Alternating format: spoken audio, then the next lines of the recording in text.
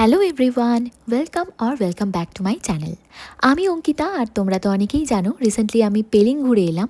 ছোট্ট ছোট্ট শর্টস ভিডিওতে তোমাদের সাথে অলরেডি কিছু ক্লিপিং শেয়ারও করেছি ঘুরতে যাওয়ার, বাট এইবার ভাবছি আস্তে আস্তে ভ্লগসও শেয়ার করি তোমাদের সাথে।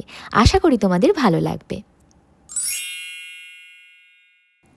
টানা ৯-১০ ঘন্টা ট্রেন জার্নির পর আবার বেশ কয়েক ঘন্টা কার জার্নি করে একটা হল্ট নিলাম আমরা to have our lunch. But তার আগে প্রচণ্ড মাথা ধরেছিল আমাদের সবার, তো ১ কাপ করে চা তো মাস্ট। আর এরকম একটা ভিউ এনজয় করতে করতে চা খাওয়ার যে কী মজা, আই কান্ট এক্সপ্লেন। দেন আমরা আমাদের লাঞ্চ সেরে আবার কিছুক্ষণ এই ভিউটা এনজয় করছিলাম। অ্যাকচুয়ালি রেস্টুরেন্টটার ঠিক পিছন দিয়েই বয়ে যাচ্ছিল তিস্তা নদী। ঠান্ডা ঠান্ডা হাওয়া, তার সাথে উফ কী যে ভালো লাগছিল। তারপর বেশ কিছুক্ষণ আমরা এইরকম দৃশ্য দেখতে দেখতে finally we have reached our hotel.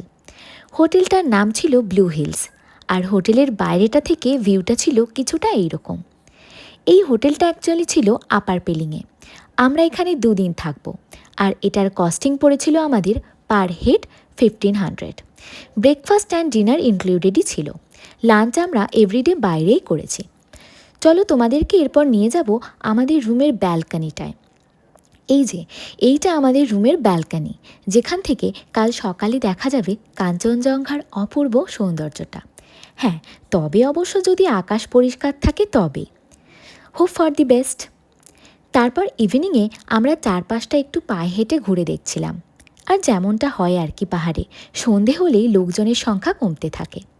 তারপর আমরা হোটেলে গিয়ে সবাই মিলে বসে স্ন্যাক্স খেলাম, আর সাথে অনেকটা আড্ডা দিয়ে পেলিংয়ে আজকের রাতটা আমরা সুন্দরভাবে কাটিয়েও দিলাম। চলো তোমাদের সাথে দেখা হচ্ছে আবার কালকে। So that's all, by.